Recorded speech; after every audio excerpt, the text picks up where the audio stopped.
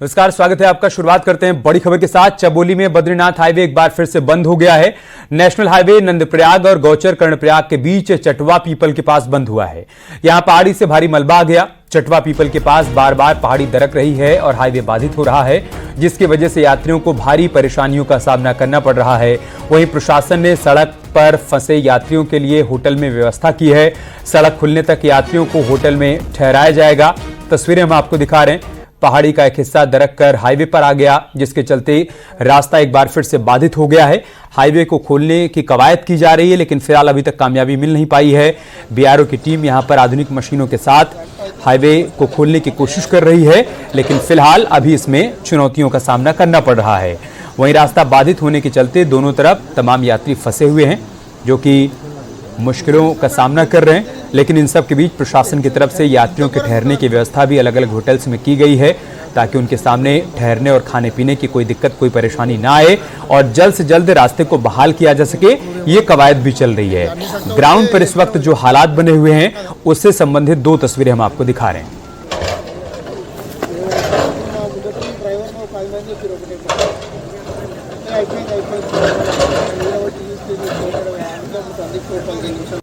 देख ही रहे हैं, यहाँ की स्थिति बहुत ही लूज स्वाइल है और वो रेगुलर आ रहा है। खोल रहे हैं, ट्रैफिक पार करा रहे हैं, फिर खोल रहे हैं, फिर हो जा रहा है। तो ये रेगुलर काम चल रहा है। ये प्रशासन द्वारा जितनी भी इधर और उधर दोनों तरफ, यानी इस पॉइंट से गौचर की तरफ और कर्णप्रयाग की तरफ जो गाड़ियाँ खड़ी हैं, उनमें लोगों को पानी या थोड़ा बहुत स्वल्पाहार, ताकि समस्या ना हो सके लोगों को, इसकी व्यवस्था की जा रही है और हम लोग यहीं पर डटे हुए हैं। और चमोली से हमारे सहयोगी नितिन सेमवाल इस वक्त हमारे साथ जुड़ चुके हैं। नितिन, क्या अपडेट, क्या जानकारी, इस वक्त कैसे हालात हैं वहां पर? जी, अगर गौचर के पास जो ये चटवा पीपल के पास जो मार्ग बाधित हो रहा है, इसको हालांकि खोल दिया गया है, लेकिन सबसे बड़ी समस्या यह है कि खुलने के बाद भी यहाँ पे कुछ दलदल हो रहा है, जिसमें गाड़ियां फंस रही हैं। और जब गाड़ियां फंस रही हैं तो उसमें हाईवे पर लंबा जाम लग जा रहा है, जिसकी वजह से यात्रियों को काफी परेशानियों का सामना करना पड़ रहा है। लेकिन अब प्रशासन ने जो यात्री जाम में फंस रहे हैं, उनके लिए निःशुल्क भंडारे की व्यवस्था वहां पे कर दी गई है। और जो यात्री विश्राम करना चाहते हैं, उनको गौचर नगर पालिका के द्वारा होटलों में व्यवस्था की जा रही है।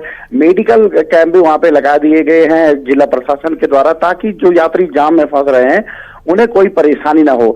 बारिश हुई है और बारिश के बाद अब धीरे धीरे जो पहाड़ है वो नीचे की तरफ खिसक रहे हैं और लगातार मलबा आने का सिलसिला जारी है।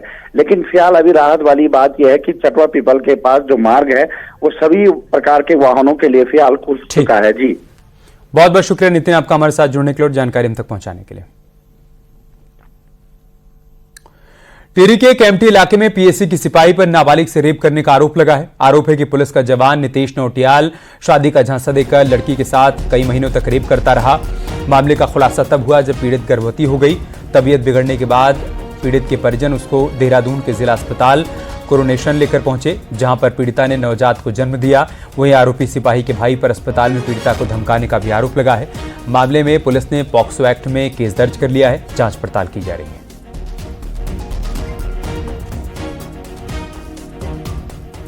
इसमें तत्काल पॉक्सो में और 376 में मुकदमा तो पंजीकृत किया गया था।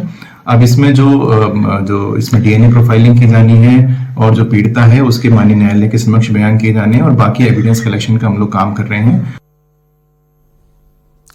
खबर टिहरी से है, जहां पर एक गुलदार गोशिल गांव के जंगल में लगे तार बाड़ में फंस गया, जिसके बाद वन विभाग को इस बात की सूचना दी गई। वन विभाग की टीम ने मौके पर पहुंचकर पहले गुलदार को बेहोश किया और फिर कड़ी मशक्कत के बाद गुलदार को सुरक्षित निकाला गया। गुलदार को अब सुरक्षित जगह पर छोड़ा जाएगा।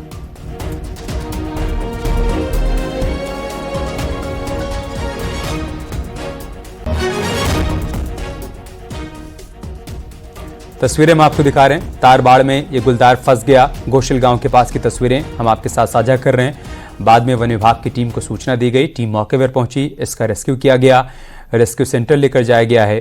काफी मशक्कत के बाद तार बाड़ से इस गुलदार को निकाला गया।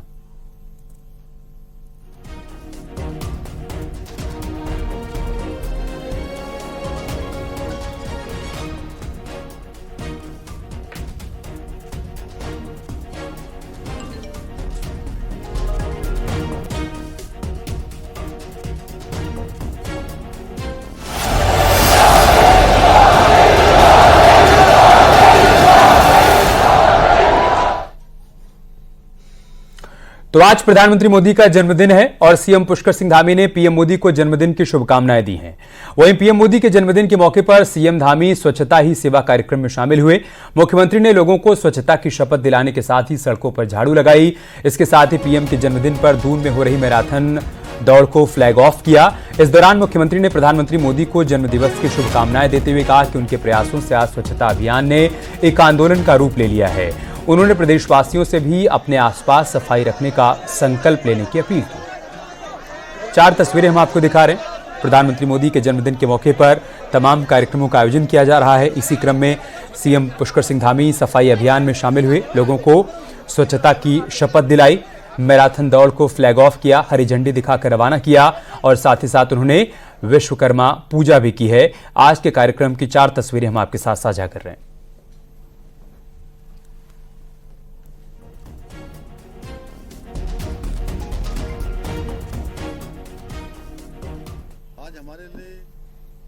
बहुत ही शुभ दिन है और बहुत खुशी का दिन है कि आज हमारे आदरणीय प्रधानमंत्री नरेंद्र मोदी जी का जन्म दिवस है। हम भगवान से प्रार्थना करते हैं कि भगवान उनको स्वस्थ रखें, वो शतायु हों, दीर्घायु हों और लंबे समय तक उनका नेतृत्व हमारे देश को प्राप्त होता रहे। मैं उत्तराखंड की देवतुल्य जनता की ओर से भी, यहाँ के सभी देवताओं की तरफ से भी भगवान से प्रार्थना करता हूँ कि भगवान उनको स्वस्थ रखें और हमारे उत्तराखंड से जो उनका विशेष लगाव है, उत्तराखंड उनके हृदय में बसता है, तो निश्चित रूप से समस्त उत्तराखंड वासी भी उनके जो है सुदीर्घ जीवन की कामना करते हैं और उनके नेतृत्व में आज पूरे विश्व के अंदर भारत की पताका फहर रही है। भारत दुनिया का सिरमौर भारत बनने की दिशा में आगे बढ़ रहा है। गरीब कल्याण की जो योजनाएं हैं, गरीब कल्याण के कार्यक्रम हैं, वो गरीबों के लिए एक मील का पत्थर साबित हो रहे हैं। हर किसी गरीब के जीवन को आगे बढ़ाने में सहायता कर रहे हैं। बद्री केदारनाथ मंदिर समिति ने प्रधानमंत्री मोदी के जन्मदिन पर बद्रीनाथ और केदारनाथ धाम में विशेष पूजा करवाई है। प्रधानमंत्री मोदी के लंबे जीवन की कामना की है भगवान से और इसके साथ ही देश की खुशहाली की भी कामना बाबा केदार और बद्री विशाल से की गई है। इसके अलावा पीएम मोदी के जन्मदिन पर बीकेटीसी के सभी मंदिरों में पूजा अर्चना की गई।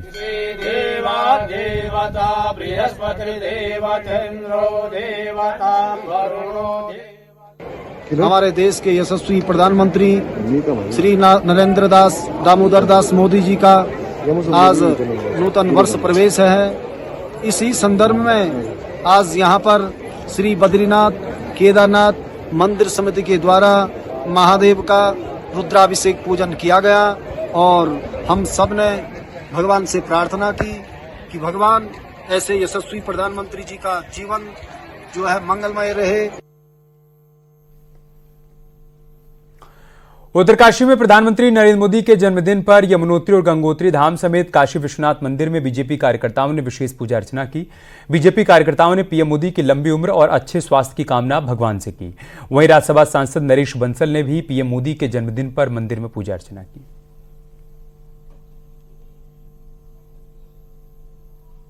भारत के यशस्वी प्रधानमंत्री, विश्व के सबसे लोकप्रिय नेता श्री नरेंद्र मोदी जी का जन्मदिवस है। उस उपलक्ष्य में हम सब कार्यकर्ताओं ने काशी विश्वनाथ जी के चरणों में, मां गंगा के चरणों में यह प्रार्थना की है कि मां गंगा, काशी विश्वनाथ उनको अपना आशीर्वाद दे, वो दीर्घायु हों।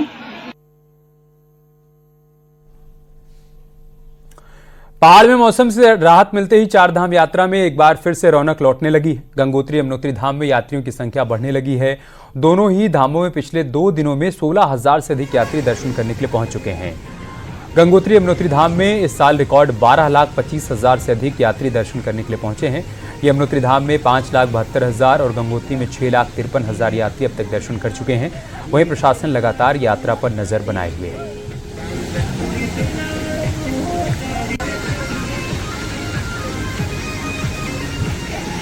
व्यवस्थित और सुरक्षित लगातार चल रही है।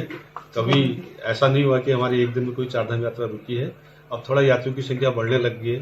जो भी हमारी इसमें टीम है, जो डिपार्टमेंट लगा रखे हैं, उनकी मैंने मीटिंग ले चुका हूं और सबको फिर एक बार अपनी ड्यूटी पर रहने के आदेश दे रखे हैं और सब सही तरीके से हो रहा है। अगले कुछ महीनों में केदारनाथ में विधानसभा उपचुनाव होना है, लिहाजा ये सियासत का सेंटर पॉइंट बन चुका है। तारीख की घोषणा भले ही नहीं हुई है, लेकिन सियासी पार्टियों ने ग्राउंड जीरो पर बिसात बिछानी शुरू कर दी है।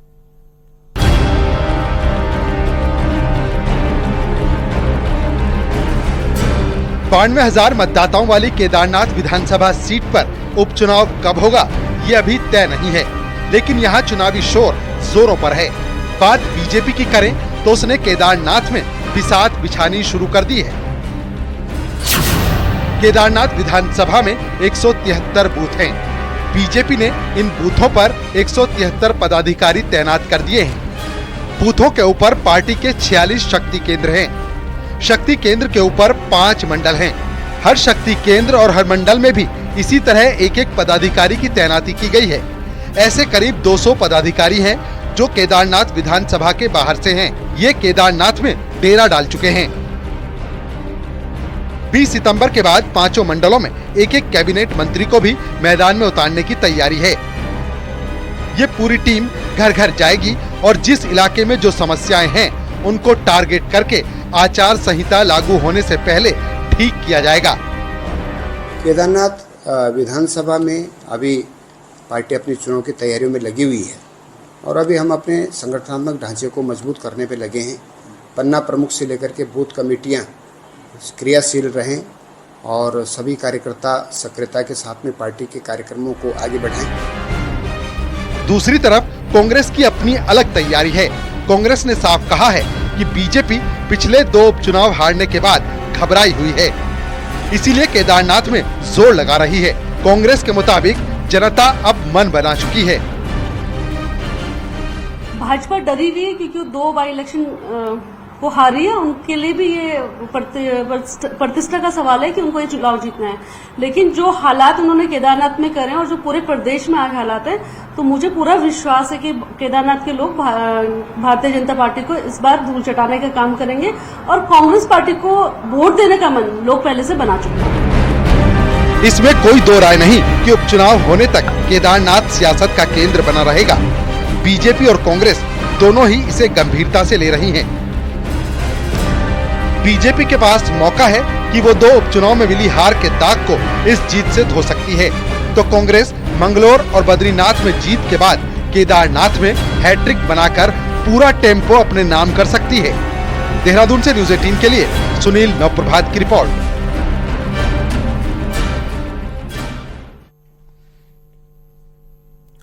इधर बारिश से राहत मिलने के बाद सरकारी मशीनरी अब पुनर्निर्माण के काम में जुट चुकी है और इसके लिए जिलों और विभागों में अब तक 427 करोड़ रुपए दिए जा चुके हैं। सचिव आपदा प्रबंधन का कहना है कि आपदा से हुए नुकसान का आकलन किया जा रहा है, लेकिन अभी पहली प्राथमिकता बंद पड़ी सड़कों को खोलने की है, जिसके लिए युद्ध स्तर पर काम किया जा रहा है।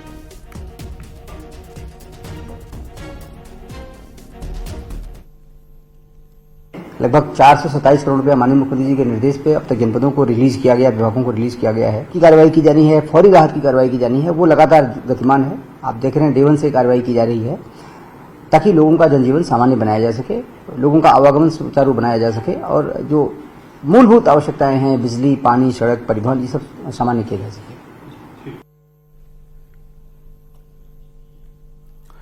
पिछले हफ्ते के अंत में हुई बारिश ने सड़कों को जबरदस्त नुकसान पहुंचाया। कुमाऊं में 6 पहाड़ी जिलों में नेशनल हाईवे से लेकर गांव और शहरों की कॉलोनियों में बनी सड़कों पर बहुत बुरा हाल हो गया। सरकार को अब पूरी तरीके से मानसून की विदाई का इंतजार है ताकि सड़कों को चलने लायक बनाया जा सके।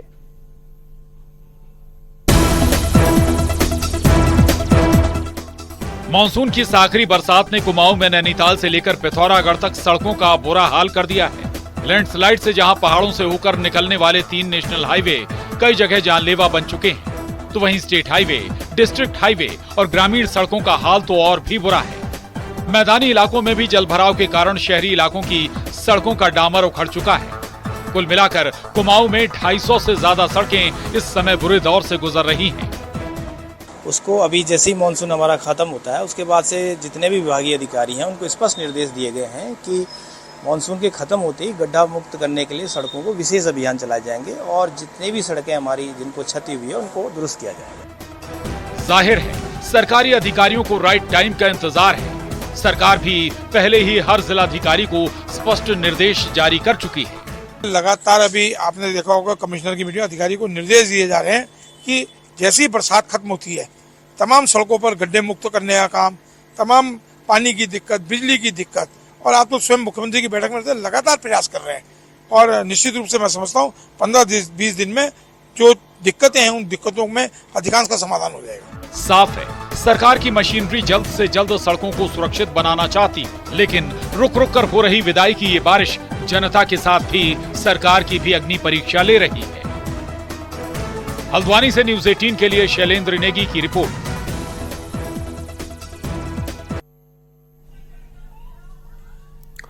बिजली मीटर की समस्याओं से निपटने के लिए यूपीपीसीएल की मीटर टेस्टिंग लैब को NABL यानी कि national accreditation board of laboratories की मान्यता मिल गई है। इस लैब से टेस्ट हुए बिजली के मीटर में 100% सही होंगे, ये बात कही जा रही है। दरअसल यूपीसीएल को लगातार बिजली मीटर को लेकर ज्यादा बिल आने की शिकायतें मिल रही थी, जिससे निपटने के लिए मीटर टेस्टिंग लैब इसे भेजा गया, लेकिन ये लैब ISO द्वारा प्रमाणित नहीं होने से विभाग के साथ कंज्यूमर को परेशानी होती थी। अब इन सभी समस्याओं से निजात मिलने का दावा किया जा रहा है।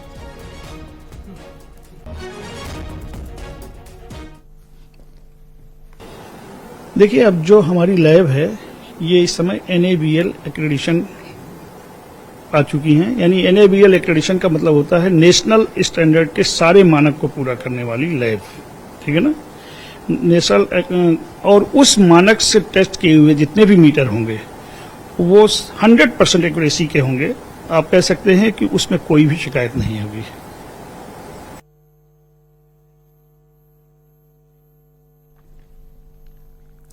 धर्म के प्रचार प्रसार और रक्षा के लिए बने साधु संतों के अखाड़ों पर अपराधियों के साथ गठजोड़ के आरोप लगते रहे हैं। ताजा मामला अल्मोड़ा जेल में बंद PP पांडे को जूना अखाड़े में दीक्षा दिए जाने के बाद चर्चा में आया। रिपोर्ट देखिए।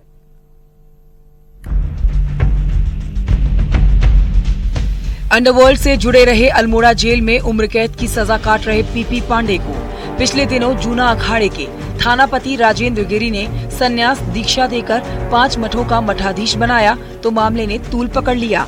सरकारी स्तर पर हलचल हुई तो जेल प्रशासन ने जांच बिठा दी। वहीं अपराधी को संन्यास दीक्षा दिए जाने पर साधु संतों में भी हंगामा मच गया। इसके बाद जूना अखाड़े ने आगे आकर मामले में समिति बनाकर जांच करने की बात कही। बोला गया है कि तुरंत ही समिति गठन करो, तो मैं 7 आदमी का जूना अखाड़े के पदाधिकारियों पे कुछ निवृत्त कुछ वर्तमान पदाधिकारियों की टीम गठन करेंगे। उसमें क्या हुआ है, कैसे हुआ है, कहीं उससे पैसा लेकर लोभ में लालच में कुछ भी किया गया है तो उसको पर कड़क कार्रवाई किया जाए। आपराधिक छवि वाले और दागी लोगों को संतों का चोला पहनाए जाने पर साधु संतों का एक बड़ा धड़ा मुखरता से विरोध कर रहा है। अखिल भारतीय अखाड़ा परिषद के पूर्व प्रवक्ता रहे बाबा हठ योगी का कहना है कि गुंडे और माफिया को अखाड़े में दीक्षा दिए जाने से अखाड़ों में भी माफिया राज कायम हो गया है। परंपरा डाली है तो अब उसने ये डान वाली परंपरा डाल दी अपने लोगों और अपने उन लोगों को विरोधियों को धमकाने के लिए। तो ये इसके लिए अखाड़े के लिए भी हितकारी नहीं है और मैं समझता हूँ कि इस तरह अगर प्रश्रय देंगे गुंडा और माफियाओं का ही राज अखाड़ों में होगा तो धीरे धीरे ये मिट जाएंगे। दागी लोगों को संत का चोला पहनाए जाने का ये पहला मामला नहीं है। इससे पहले जूना अखाड़े में दिल्ली के हिस्ट्री शीटर रहे गोल्डन बाबा, स्वयंभू संत सुखविंदर कौर उर्फ राधे माँ और बियर बार चलाने वाले सचिन दत्ता को निरंजनी अखाड़े में महामंडलेश्वर बनाया जा चुका है। न्यूज 18 के लिए हरिद्वार से पुलकित शुक्ला की रिपोर्ट।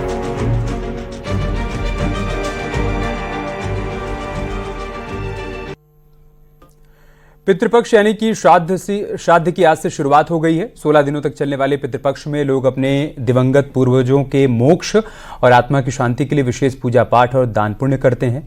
हरिद्वार के नारायणी शिला मंदिर में दूर दूर से श्रद्धालु पितरों के तर्पण और पिंडदान करने के लिए पहुंचते हैं। पितरों के मोक्ष की कामना के लिए 3 महत्वपूर्ण स्थान हैं, जिनमें गया, ब्रह्मकपाली और हरिद्वार का नारायण शिला मंदिर है।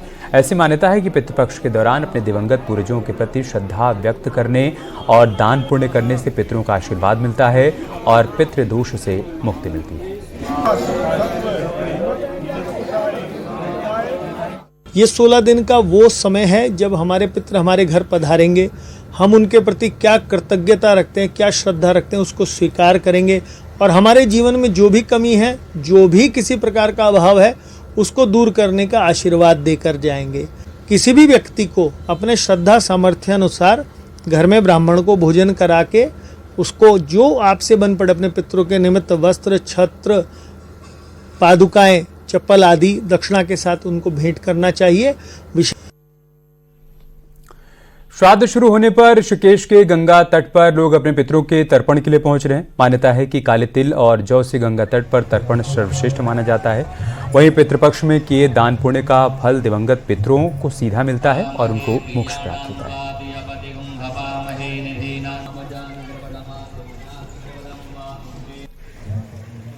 जो हमारे पितृ वो धरती पे आते हैं और उनको जौ तिल से हम उनका अभिषेक करते हैं, उन्हें भोजन करवाते हैं, ब्राह्मणों को भोजन करवाते हैं। ये इसका नर्तव्य है। गंगा तट पे क्या विशेष महत्व हो जाता है? तो आज से पितृपक्ष शुरू हो गए हैं और बद्रीनाथ धाम में ब्रह्म कपाल में पिंडदान और तर्पण देने के लिए दूर दूर से तीर्थयात्री पहुंच रहे हैं।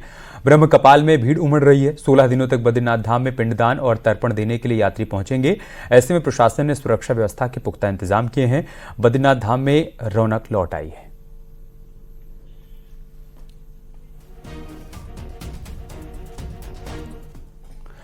पहाड़ों में आज भी लोग अपनी सांस्कृतिक परंपरा को बचाने में जुटे हुए हैं और अपनी पीढ़ी को इसके महत्व के बारे में बता भी रहे हैं। भिलंगना घाटी में भी एक ऐसी परंपरा के तहत सालों से पांडव नृत्य का आयोजन होता आ रहा है, जिसके लिए ग्रामीण 7 समंदर पार से पहुंचते हैं और इसके साक्षी बनते हैं।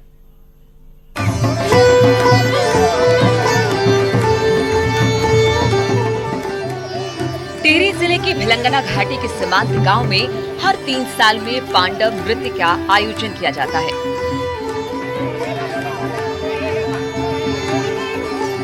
लोग अपनी कुलदेवी और देवताओं की पूजा अर्चना करते हैं और क्षेत्र की खुशहाली और अच्छी फसल के लिए प्रार्थना करते हैं। हर तीसरे साल होने वाले इस आयोजन में गांव और आसपास के क्षेत्र के साथ ही विदेशों में रहने वाले गांव के लोग भी आते हैं और देवी देवताओं का आशीर्वाद लेते हैं।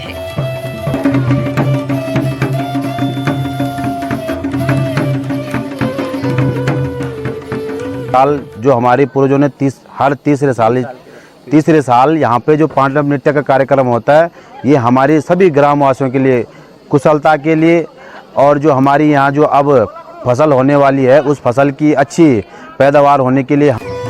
भंडंडी गांव में पुराने समय में चली आ रही पांडव नृत्य की इस परंपरा को आज भी गांव के लोग जिंदा रखे हुए हैं। गांव वालों का मानना है कि इस तरह के आयोजन से देवताओं का आशीष मिलता है और आपसी सौहार्द भी बढ़ता है।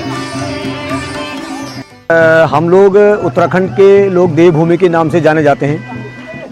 इसी परिप्रेक्ष्य में जिस प्रकार से उत्तराखंड से लगातार पलायन हो रहा है, हमारे पहाड़ी क्षेत्र पलायन हो रहे हैं, लोग अपनी पुरानी संस्कृति और सभ्यता को छोड़ रहे हैं। पहाड़ से लगातार पलायन और विदेशी संस्कृति की ओर युवाओं के झुकाव की वजह से आज पहाड़ की परंपराओं पर संकट खड़ा होने लगा है। ऐसे में युवा पीढ़ियों को पुरानी परंपराओं के महत्व को बताने और पहाड़ी परंपराओं को बचाए रखने की जरूरत है।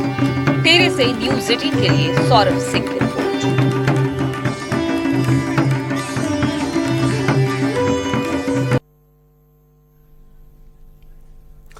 जोशीमठ में मां चंडिका का मेला चल रहा है। वहीं मंदिर में 200 अखंड घी के दिए भी जलाए गए हैं। मान्यता है कि जिस परिवार का दिया 24 घंटे तक जलता है उसके घर में सुख समृद्धि आती है। वहीं मेले से पहले उच्च हिमालय क्षेत्र से 2 युवक ब्रह्म कमल लेकर आते हैं और ब्रह्म कमल के फूलों से मां चंडिका के मंदिर को सजाया जाता है। इसके साथ ही मां चंडिका की मूर्ति को उनके गर्भगृह से बाहर गांव के पास बने हुए पंचायती भवन में विराजमान किया जाता है। उसके बाद मां चंडिका की विशेष पूजा अर्चना और ब्रह्म कमल से उनका श्रृंगार किया जाता है।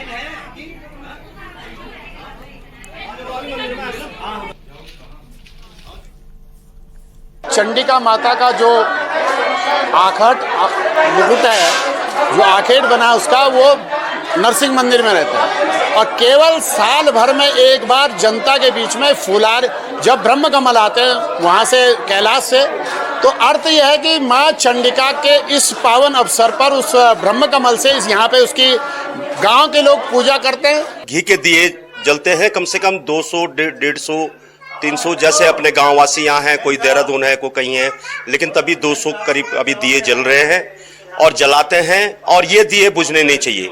ये एक उसकी तभी ये शुभ माना जाता है जब आपका दिया पूरे 24 घंटे जल के और आपके घर तक पहुंचे।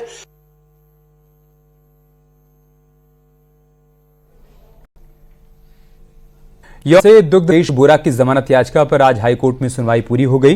वहीं हाईकोर्ट ने सरकार से 3 दिन के अंदर शपथ पत्र मांगा है। मुकेश बोरा की गिरफ्तारी पर रोक भी तब तक जारी रहेगी। आपको बता दें कि एक महिला और एक नाबालिग लड़की ने मुकेश बोरा पर यौन शोषण का आरोप लगाया था।